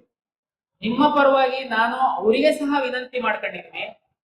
ಸೊ ಒಂದು 5% ವಿದ್ಯಾರ್ಥಿಗಳು ಈ ತರದವ್ರು ಇರ್ಬೋದು. ಯೂನಿವರ್ಸಿಟಿ ಅವರಿಗೆ ಅದೇನು ತುಂಬಾ ಕಷ್ಟ ಆಗ್ಲಿಕ್ಕಿಲ್ಲ. ನಾವೇನಾದ್ರೂ ನಿರ್ಧಾರ ಮಾಡಿ ನೀವು ಸ್ವಲ್ಪ ರಿಸ್ಕ್ ತಗೊಂಡು ನಾವು ಮಕ್ಳಿಗೆ ಅನುಕೂಲ ಮಾಡ್ಕೊಡ್ತೀವಿ ಅಂತಂದ್ರೆ ದಾಖಲೆ ಅಪ್ಲೋಡ್ ಮಾಡೋದಕ್ಕೆ ನಾನು ಓಪನ್ ಮಾಡ್ತೀನಿ ಅಂತ ಅವರಿಗೆ ರಿಕ್ವೆಸ್ಟ್ ಮಾಡಿದ್ದೀನಿ. ಅವ್ರೇನಾದ್ರೂ ಅದನ್ನ ನಿರ್ಧಾರ ಮಾಡಿ ಓಕೆ ಮಾಡಿದ್ರೆ ದಾಖಲೆ ಅಪ್ಲೋಡ್ ಮಾಡೋದಕ್ಕೂ ನಾನು ಓಪನ್ ಮಾಡಿ ಕೊಡ್ತೀನಿ. ಅವಾಗ ವಿದ್ಯಾರ್ಥಿಗಳು ಅಪ್ಲೋಡ್ ಮಾಡಬಹುದು, ಮತ್ತೆ ಅವರು ಎಲಿಜಿಬಿಲಿಟಿ ಚೆಕ್ ಮಾಡಿ ಹೇಳ್ತಾರೆ, ನಾವು 29ಕ್ಕೆ ಪ್ರಾಯೋಗಿಕ ಪರೀಕ್ಷೆಗೆ ಅಟೆಂಡ್ ಆಗ್ಬೋದು. ಹಲೋ ಸರ್, ನಮಸ್ತೆ. ನನ್ನ ಹೆಸರು ಪ್ರದೀಪ್ ಸರ್. ನೀಟ್ ಎಕ್ಸಾಮ್ ಅಂದ್ರೆ ನ್ಯಾಷನಲ್ ವೈಸ್ ರ್ಯಾಂಕ್ ಪ್ರಕಾರ ಅಲ್ವಾ ಸರ್? ಕರ್ನಾಟಕಕ್ಕೆ ಎಷ್ಟು ಅಲಾಟ್ಮೆಂಟ್ ಆಗುತ್ತೆ ಸರ್? ಅಕಸ್ಮಾತ್ ಕರ್ನಾಟಕದಲ್ಲಿ ಬಿಟ್ಟು ನಾವು ಏನಾದ್ರು ರ್ಯಾಂಕ್ ಪ್ರಕಾರ ಬೇರೆ ಸ್ಟೇಟ್ ಅನ್ನು ತಗೊಳ್ಬಹುದು? NEET exam national wise ranking ಅಲ್ವಾ ಅದು? ನ್ಯಾಷನಲ್ ವೈಸ್ ರ್ಯಾಂಕಿಂಗ್ ಇರ್ಬೇಕಾದ್ರೆ ನೀಟ್ ಇನ್ನೊಂದ್ಸರಿ ಹೇಳಿ. ನ್ಯಾಷನಲ್ ವೈಸ್ ರ್ಯಾಂಕಿಂಗ್ ಇರ್ಬೇಕಾದ್ರೆ ಆ ರ್ಯಾಂಕಿಂಗ್ ಪ್ರಕಾರ ಬೇರೆ ಸ್ಟೇಟ್ ಅಲ್ಲೂ ನಾವು ತಗೊಳ್ಬೋದಾ ಇಲ್ಲಿ ಸಿಗದೇ ಇದ್ರೆ ಕೋರ್ಸ್? ಇನ್ನೊಂದು ಕ್ವಶನ್. ನ್ಯಾಷನಲ್ ಟೆಸ್ಟಿಂಗ್ ಏಜೆನ್ಸಿ ಅವರು ನೀಟ್ ಪರೀಕ್ಷೆಯನ್ನ ಕಂಡಕ್ಟ್ ಮಾಡ್ತಾರೆ. ಆಲ್ ಇಂಡಿಯಾ ರ್ಯಾಂಕ್ ಅಂತೇಳಿ ಕೊಡ್ತಾರೆ ಅವರು, ಏನ್ ಸ್ಟೇಟ್ ವೈಸ್ ರ್ಯಾಂಕ್ ಏನ್ ಕೊಡಲ್ಲ ಅವರು. ನಮ್ಗೆಲ್ಲ ಗೊತ್ತಿರುವಂತೆ ಭಾರತ ದೇಶದಲ್ಲಿರುವಂತಹ ಕೇಂದ್ರ ಸರ್ಕಾರದ ಅಡಿನಲ್ಲಿ ಬರುವಂತಹ ಎಲ್ಲಾ ಮೆಡಿಕಲ್ ಕಾಲೇಜ್ಗಳಿಗೆ, ಅಂದ್ರೆ ಏಮ್ಸ್ ತಾವು ಕೇಳಿದೀರಾ, ಆ ಮಾದರಿಯ ಎಲ್ಲಾ ಇನ್ಸ್ಟಿಟ್ಯೂಟ್ಗಳ ಎಲ್ಲಾ ಸೀಟ್ಗಳನ್ನ MCC ಅವರೇನೆ ಕೌನ್ಸಿಲಿಂಗ್ ಮಾಡುವಂತದ್ದು. ಭಾರತ ದೇಶದಲ್ಲಿರುವಂತಹ ಎಲ್ಲಾ ಸರ್ಕಾರಿ ಮೆಡಿಕಲ್ ಕಾಲೇಜುಗಳ 15% ಸೀಟುಗಳನ್ನ MCC ಅವರೇನೆ ಕೌನ್ಸಿಲಿಂಗ್ ಮಾಡುವಂತದ್ದು. ಒಬ್ಬ ಕರ್ನಾಟಕದ ವಿದ್ಯಾರ್ಥಿ ದೇಶದ ಯಾವುದೇ ಭಾಗದ 15% ಸೀಟ್ಗಳಿಗೆ MCC ಮೂಲಕ ಭಾಗವಹಿಸಿ ಸೀಟ್ ತಗೊಳ್ಬಹುದು. ಯಾವುದು ರಿಸ್ಟ್ರಿಕ್ಷನ್ಸ್ ಇಲ್ಲ. ಅವ್ರು ಸಹ ಅಲಾಟ್ ಮಾಡುವಂಥದ್ದು ರ್ಯಾಂಕ್ ಆಧರಿಸಿ. ಉದಾಹರಣೆಗೆ ಬೆಂಗಳೂರು ಮೆಡಿಕಲ್ ಕಾಲೇಜಿಗೆ 15% ಸೀಟನ್ನ MCC ಅವರು ಅಲಾಟ್ ಮಾಡುವಂಥದ್ದಕ್ಕೆ ಕನ್ನಡಿಗರು ಬರ್ಬೋದು, ಉತ್ತರ ಪ್ರದೇಶ ಜಮ್ಮು ಕಾಶ್ಮೀರದ ವಿದ್ಯಾರ್ಥಿನೂ ಪಾರ್ಟಿಸಿಪೇಟ್ ಮಾಡ್ಬೋದು, MCC ಅವರು ಸೀಟ್ ಅಲಾಟ್ ಮಾಡ್ತಾರೆ. ಹಾಗಾಗಿ ತಾವು ಸಹ ದೇಶದ ಯಾವುದೇ ಸರ್ಕಾರಿ ಮೆಡಿಕಲ್ ಕಾಲೇಜುಗಳ 15% ಕೇಂದ್ರ ಸರ್ಕಾರದ ಅಡಿನಲ್ಲಿ ಬರುವಂತಹ ಮೆಡಿಕಲ್ ಕಾಲೇಜುಗಳ 100%. ಕೆಲವೊಂದು ಡೆಲ್ಲಿ ಗಿಲ್ಲಿನಲ್ಲಿ ಸ್ವಲ್ಪ ಬೇರೆ ತರ ಇರುತ್ತೆ, ಬಟ್ ಬಹುತೇಕ ಸೀಟ್ಗಳು MCC ಇಂದ ಅಲಾಟ್ ಆಗುವಂತದ್ದಕ್ಕೆ ನಮ್ಮ ಕನ್ನಡಿಗರು ಎಲ್ಲರನ್ನೂ ಭಾಗವಹಿಸ್ತಾರೆ. ಸರ್, ಇದ್ರಲ್ಲಿ ಭಾಷಾ ಅಲ್ಪಸಂಖ್ಯಾತರ ಸೀಟ್ ಅಂತ ಹೇಳಿ ಸಪರೇಟ್ ಯಾವುದಿಲ್ಲ. ನಮ್ಮಲ್ಲಿದೆ, MCC ನಲ್ಲಿ ಇಲ್ಲ. ಕರ್ನಾಟಕ ರಾಜ್ಯದಲ್ಲಿ ಭಾಷಾ ಅಲ್ಪಸಂಖ್ಯಾತರ ಸೀಟಿಗೆ ಇದೆ. ತಾವು ಒಂದಷ್ಟು ಲಿಂಗ್ವಿಸ್ಟಿಕ್ ಮೈನಾರಿಟಿ ಮೆಡಿಕಲ್ ಕಾಲೇಜಸ್ ಗಳಿದಾವೆ. ತಾವು ಏನಾದ್ರು ಭಾಷಾ ಅಲ್ಪಸಂಖ್ಯಾತರ ಒಂದು ಪ್ರಮಾಣ ಪತ್ರವನ್ನ ಹಾಕಿ ವೆರಿಫೈ ಮಾಡಿಸ್ಕೊಂಡ್ರೆ ತಾವು ಆ ಕಾಲೇಜುಗಳಲ್ಲಿ ನಿಮಗೆ ಪ್ರಿಯಾರಿಟಿ ಇರುತ್ತೆ ಸೀಟ್ ಶೇರಿಂಗ್ ಅಲ್ಲಿ. Thank you. ಸಾಕಷ್ಟು ಪ್ರಶ್ನೆ ಕೇಳಿದೀರಾ, ಅದು ರಾಜ್ಯದ ಬೇರೆ ವಿದ್ಯಾರ್ಥಿಗಳಿಗೆ ಸಹ ಅನುಕೂಲ ಆಗುತ್ತೆ. ಈ ಒಂದು ಅವಕಾಶ ಕರ್ನಾಟಕ ಪರೀಕ್ಷಾ ಪ್ರಾಧಿಕಾರಕ್ಕೆ ನಮ್ದು ಸ್ಟಾಲ್ ಸಹ ಹಾಕ್ಲಿಕ್ಕೆ ಅವಕಾಶ ಕೊಟ್ಟಿದ್ದಾರೆ.